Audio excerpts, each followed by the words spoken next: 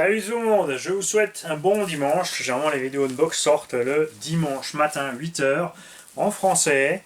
Ensuite il y a le mot anglais, on a toujours encore des gens, c'est assez marrant, qui me demandent pourquoi j'ai pas fait la vidéo en français. Prenez l'habitude quand vous allez sur n'importe quelle chaîne RC de vite jeter un œil à la page principale de la chaîne. Ça n'empêche pas de poser des questions, c'est pas très grave, je comprends tout à fait. Il y a des chaînes qui ont vraiment plein de vidéos et ça vaut le coup d'œil. Regardez un peu tout et pas juste ce que vous vouliez voir ou croyez vouloir voir. En direct de chez Projo High Tech et à cause de Nico RC08. Ouais, c'est sa faute. Ouais, je sais, il l'a vendu au CAS, mais moi je voulais un origine comme il est, dans son état tout neuf, tout beau. Parce que les petits engins comme ça, un 14, un 16, je ne les roule que dans des belles conditions météo, souvent même qu'à l'intérieur sur la terrasse ou dans une cour. J'ai le LC Racing EMB-T, le Monster et le Desert Buggy. Timasso a sorti la série Reflex, donc Truggy, Buggy et je crois que c'est tout. Le look, faut aimer. Le Buggy est laid. Et le Truggy est presque laid, et c'est surtout dû à ceci. Les roues absolument immondes. Pneumatiques prévues uniquement par contre en intérieur, ça c'est un peu dommage. Et ce qui est chouette, comparé à tous les autres, que ce soit l'Audi Mini 8, qui sont pour moi dépassés en point de qualité par les LC Racing. Traxxas Mini Revo compagnie,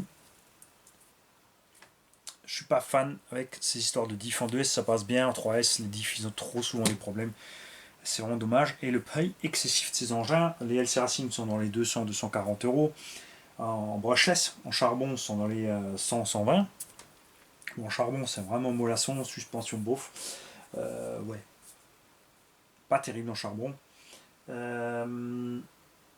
Mini 8 marche bien. Sur les anciens, les moteurs et les varios cramaient souvent. Sur les nouveaux, ça va un peu mieux, mais aussi beaucoup plus cher que les LC. Donc pour moi, les LC Racing sont toujours encore en tête de cette catégorie. C'est pour ça que j'ai ici le Timasso Reflex qui a quelque chose en plus et qui est un diff central. Les autres ont tous un slipper au centre, et celui-là, il a un diff central au milieu, ce qui le rendra donc un peu plus maniable. On perd un peu en motricité, mais ça le rend quand même plus maniable. Existe en brushless 4500 kV pour un prix public que j'ai oublié. Donc tu n'as qu'une chose à faire, tu vas chez Projo High Tech, sur la boutique, tu as le prix, et si tu as envie de partager avec tout le monde, tu l'écris en bas dans les commentaires évidemment. Et tu es bienvenu aussi de mettre évidemment le lien vers la page Projo High Tech. Celui-là, il est neuf, scellé et emballé parce que Projo, il sait où ça va, donc il n'est pas inquiet s'il y a quoi que ce soit. Et il sait aussi que chez Timasso, c'est rare qu'il y ait quoi que ce soit qui n'aille pas. Et alors par rapport aux photos, déjà, je viens de me faire plaisir. Cet engin, en plus tu t'attends qu'il soit en long, regarde, ils l'ont rangé en transversal dans le carton. Oui, j'ai pas vu l'unbox chez Miko. Bah non, j'ai pas le temps de regarder les autres chaînes, c'est bien le problème. J'adore les couleurs. Le look est sympa. Les roues font peut-être un peu, tu vois, un peu petites comme ça. Bon, les pneus, définitivement, c'est du caoutchouc bien mou quand même. Mais clairement prévu moquette et compagnie. Ce qui n'est pas plus mal évidemment que ce genre d'engin. On ne va pas dire le contraire. La radio est énorme. C'est la XP120 qui a une bride des gaz. Un dual rate de la direction, donc une bride de direction gauche-droite. Un dual rate, donc bride des gaz. Un dual rate de la direction. Pardon, je veux dire. Un dual rate de la direction et un dual rate des gaz, pas l'inverse. C'est l'inverse. Je suis déjà en train de m'embêler, c'est pas très grave. On recommence. Donc, un dual rate, c'est une bride totale du système, donc soit direction, soit gaz. Donc, soit tu réduis la direction gauche et droite simultanément, donc l'angle de braquage dans les deux sens, et tu peux évidemment diminuer les gaz et les freins aussi du même fait. Et on a évidemment le trim et les inversions pour tous ceux qui veulent modifier un truc après. On va le sortir de là complet, donc comme c'est prévu. Et regarde ça, on peut te le poser, c'est l'effet vitrine et tout. Wouhou. Avec, nous avons reçu une couronne de remplacement ou pour un autre étagement, on verra ça plus tard. Il y a même un petit cache de remplacement, c'est sympa, dis donc. On a plein de petites cales, même des pielettes en rab, c'est assez étrange. Il y a du plot de carreau en rab. Alors ça, ces petites cales, je peux vous dire ce que c'est, ça se glisse dans les portes fusées, ou fusées communément appelées dans le commerce quand tu achètes en pièces RC, ou moyeux, pour changer les angles des roues arrière ou la hauteur. C'est commun en 2VD, pas trop en 4x4. Si c'est bien ça. On reçoit avec le reste des cornes de cerveau, pas vraiment utile. Sauf s'ils ont prévu que ça peut casser. Mais à mon avis, il y a un sauve-cerveau sur le cerveau directement. Alors, c'est le Reflex 14T pour un 14e Truggy que j'ai pris moi. La notice évidemment pour le buggy et le Truggy. En noir et blanc, comme on l'a déjà vu sur le Rival MT10. Explication de base de la radio. Et mon notice complète de montage du véhicule. 3 satellites dans cet engin-là. Je ne peux pas encore vous dire s'ils sont en plastique ou en métal. Très rigolo. En français, on dit planétaire et satellite. En anglais, on dit sun pour soleil et planétaire. Bon, c'est toujours pareil, c'est grand et petit. Et je crois que c'est en allemand, ils disent du coup pareil. C'est donc Sonnengetriebe und Planetargetrieben. Et moi, je dis l'inverse, je dis Planetar und Satelliten. Ça revient toujours même, il y en a un grand et un petit. Donc là, tu vois qu'il y a plusieurs façons d'appeler les choses et qui reviennent au même finalement. Le diff central reçoit 3 roulements billes parce que le pignon d'attaque est directement dessus. Châssis baignoire plastique. Direction. Pas de sauve-cerveau ici, donc le sauve-cerveau sera directement sur le cerveau. Les trains sont montés un peu comme le Touring Indice, c'est-à-dire les cales de train tiennent les triangles et le tout est vissé au châssis. Ça, c'est intéressant, tiens. On a une suspension par contre traditionnelle. Ce qui me rassure un peu, c'est les plastiques que j'ai découverts sur le Timasso Rival MT10. On a des biellettes à pas inversées partout, on a des cardans CVD en métal. Cardan central, du coup, je ne l'ai pas vu. On verra sur le véhicule, normalement on devrait y avoir accès. Je pense qu'il y a en métal aussi. La taille du moteur, on verra aussi dans l'engin. Donc cerveau avec sauve-cerveau monté directement dessus. Là aussi, on peut inverser la biellette. Donc on a quand même du matos déjà sympa. Éclater des amortos aussi. Amortos bien sûr hydrauliques. Donc un vrai amorto et pas juste un ressort. Ça c'est cool. On va te libérer. Mon petit. Parce que on veut jouer avec ta suspecte. Radio qui fonctionne avec 4 piles AA ou AA, je m'en sors jamais avec quelle est quoi. On va dire que ça m'intéresse pas, c'est surtout ça en fait.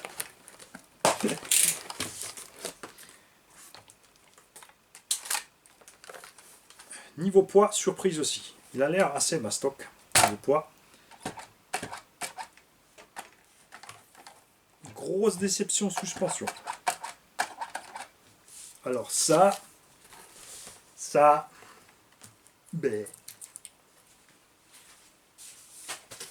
c'est que ça. En plus, il rebondit. Bien. Alors, bonne petite bouille, carreau méga large, ce qui rend les roues vraiment petites. Je dois dire.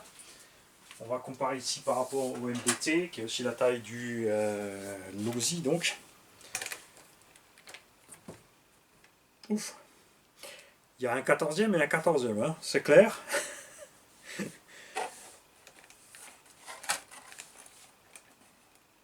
Donc ce que je me demande, c'est si le buggy est plus petit, ou si c'est juste une autre carreau qu'ils ont mis sur le buggy. Parce que ça, c'est la taille du buggy chez LC Racing et les autres. Là, évidemment, suspension super soyeuse, pas seulement parce que c'est le kit, c'est moi qui l'ai fait, mais parce que c'est comme ça aussi sur les RTR, ils sont un peu plus mous. Mais... tu vois là, manque de l'huile, et les roues font vraiment un kiki. Hein. Ce qui fait que cet engin, vraiment pour rouler dehors, ça va être chaud. Alors que lui, il peut. On l'a montré, même avec le DB, ça passe bien. Alors, dans celui-là, rafouille. Moi, je prends le Truggy et Greg le MTLC. Dans l'ordre de taille, le plus petit à la plus grosse voiture, c'est comme ça. Le Lexan, bon là après, c'est léger, donc ça va pas trop souffrir. On a quand même une ligne qui est dans ce qui se fait de moderne, donc avec beaucoup de replis étroits sur la carreau, des petites choses comme ça dans les formes qui permettent de renforcer. J'aurais bien aimé sur le capot les trucs un peu plus hauts pour mieux couvrir les clips, pour pas les perdre. On a les pots de carreaux qui sont fixés derrière, ça c'est bien, c'est flex. Donc séparément des tourelles. Amorto hydraulique, donc il va falloir remplir, clairement. Il y a un gros vide. On n'a pas de possibilité de réglage des suspensions dans le triangle. On ne peut pas changer vraiment la hauteur là. La hauteur comme ça, elle a l'air pas mal pourtant, hein, mais quand il est posé, il s'effondre comme rien. C'est étrange, on verra ça. Tiens, la roue est pas serrée. Celle-là non plus. Celle-là non plus. Celle-là non plus. Ça c'est marrant. Les roues sont pas serrées. Transmission donc, full ferraille. Barre de Ackermann en alu. Intéressant. Sauf servo sur le servo. Servo 3 fils. Et c'est un servo Batam. Batam c'est qui? C'est LC Racing aussi. Donc pour un niveau là-bas, c'est radio servo aussi. Tiens.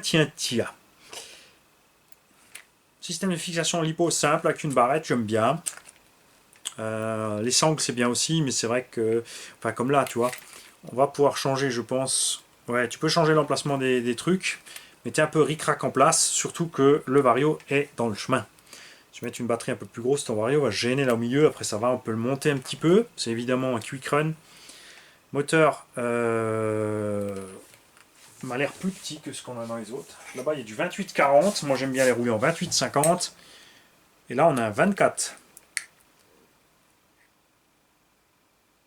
Un 24-38. Hein. Ils ont été radins sur le moteur. Les biellettes à pain inversées partout. Le plastique, eh ben ouais. Ça c'est clair que là, le plastique chez Timasso il fait plaisir. Donc on va voir ça. Amortoirs arrière qui sont bien longs. Huile relativement dure pour un ressort relativement mou.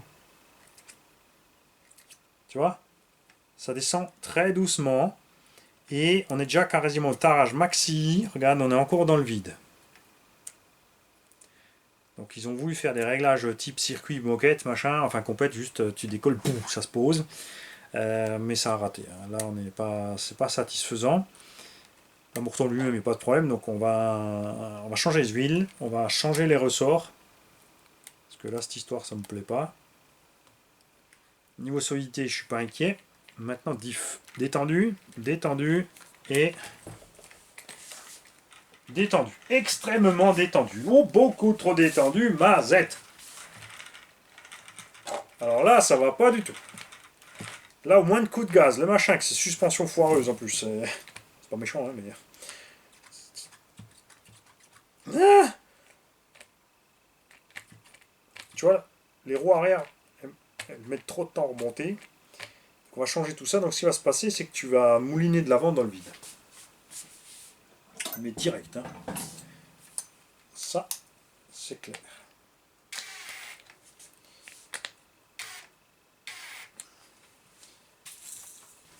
Je pense même pas faire l'essai comme ça. Exa. On est en 12. Il y a bon. Ça veut dire qu'on peut mettre des roues de LC Racing, des roues enfin, de plein de tailles différentes, du 1/10 aussi. Il y a moyen de faire avec des roues chinoises pas chères de 1/10 buggy, je pense, faire un petit truc sympa, plus grand en diamètre pour lui donner plus de garde-sol.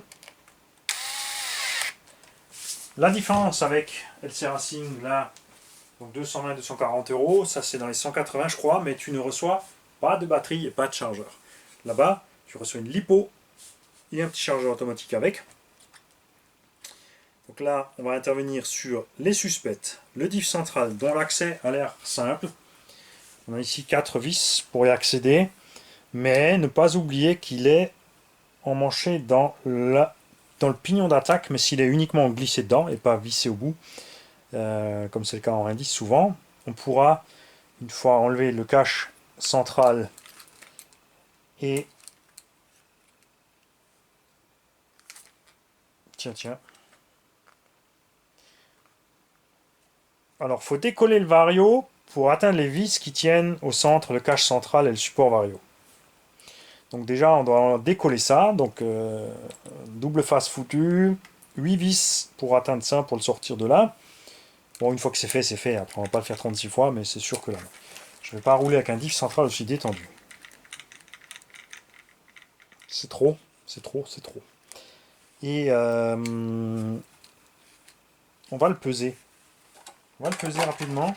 Et on va peser le LC Racing, histoire de voir pour le moteur. Bon, on va l'essayer avec le moteur d'origine, hein, parce que bon, après, ça reste des mini-engins bien légers. Ouais, 760 grammes sans la lipo. Celui-là, il faut pas oublier qu'il est plus grand, il a des roues plus grandes. Mais j'ai pas l'électronique à bord. Et 862 grammes sans électro. Donc, on est à peine plus lourd que l'autre, finalement. C'est assez impressionnant, hein, alors que là, on a le châssis à lui. Parce que l'électronique, là, ça fait quoi 150 grammes, 860, on sera 1 kg. Là, on est tout juste... Ouais. La différence est minime, hein. C'est dingue, ça, quand même. On s'attendait pas à ça. On n'a pas de bar stab non plus dessus. Je ne sais pas non plus si c'est prévu en option, les bar stab ou pas.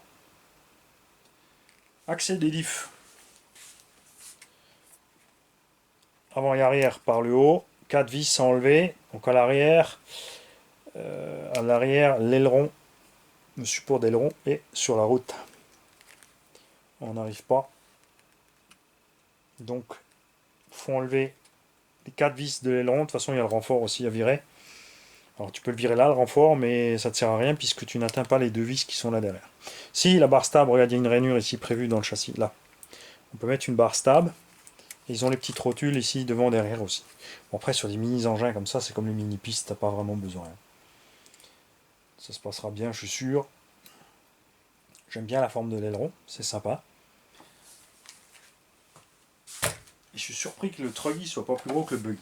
Parce que m'étonnerait que le buggy soit plus petit que ça. C'est assez étrange, tu vois. Comme dit, avec les échelles, c'est toujours un truc, chacun fait un peu ce qu'il veut. Alors là, tu vas me dire, ouais, c'est tout? Bah ouais, parce que... Tu veux que j'ouvre? Tu veux que j'atteigne le diff? Non. On va quand même faire un essai full stock pour vous montrer la différence. On fera un essai full stock, voir ce qui se passe. Enfin, pas avec les suspects. Je ne roulerai pas avec un engin avec des suspensions qui ne me satisfont pas. Nine. C'est un peu dommage.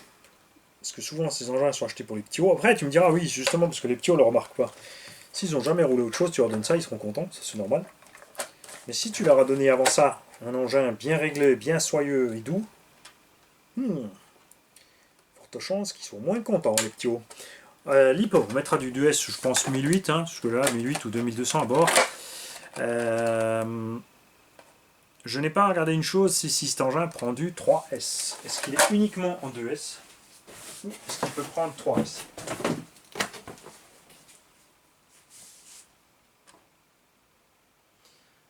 Alors...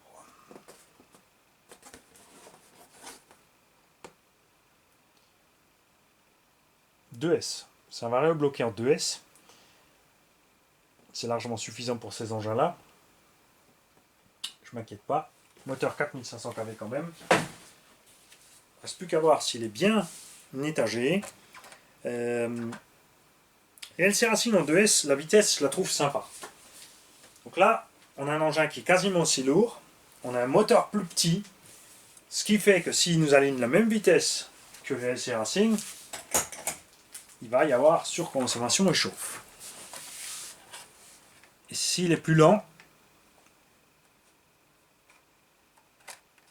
ça suffira pas à mon goût pour dehors. Par contre, ça sera pas forcément mauvais dedans. On fera peut-être le premier run sur la terrasse.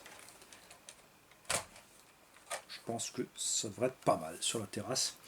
Avec ces petits pneus là. Et ensuite on fera évoluer l'engin point de vue des diffs. Et si vraiment on trouve que le moteur chauffe trop et que nous manque un petit chouille de performance, on passera sur un système, je pense un système d'origine LC Racing. On prendra le combo du DB LC Racing et on mettra dans le DB LC Racing un moteur plus gros, parce que c'est un 28-40 ou 45 là-dedans, on mettra un 28-50 avec moins de kV. Parce que là-bas, comme il est plus lourd, on le roulera toujours en 3S. Et le combo, par contre, LC Racing là-dedans, on n'a même pas, on n'ira pas plus vite, mais il sera largement satisfaisant du coup en 2S. Point de vue autonomie, comme dit, les perfs sont peut-être les mêmes. Je ne sais pas encore. Alors, comparer aussi autre chose, regarde la garde au sol. Bon là, il y a les roues plus grandes, hein, ça aide aussi, c'est sûr.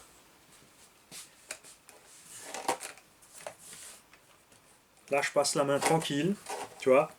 Là, il se lève. Il n'y a pas beaucoup, mais enfin, c'est surtout à l'arrière. Hein. Et là encore, j'ai suspension à l'arrière, je peux gratter encore un petit bout. Là, on est déjà au taquet. Là, on est au taquet de la hauteur. Après, c'est sûr qu'ils ne vont pas chercher la hauteur spécialement, comme c'est prévu pour des circuits indoor. Il faut juste qu'il y ait du débattement pour les sauts. La garde de sol, c'est leur ennemi, puisqu'ils vont se renverser plus vite. Mais on a vraiment une différence de taille conséquente hein, entre ces deux à 14e. C'est un truc de fou.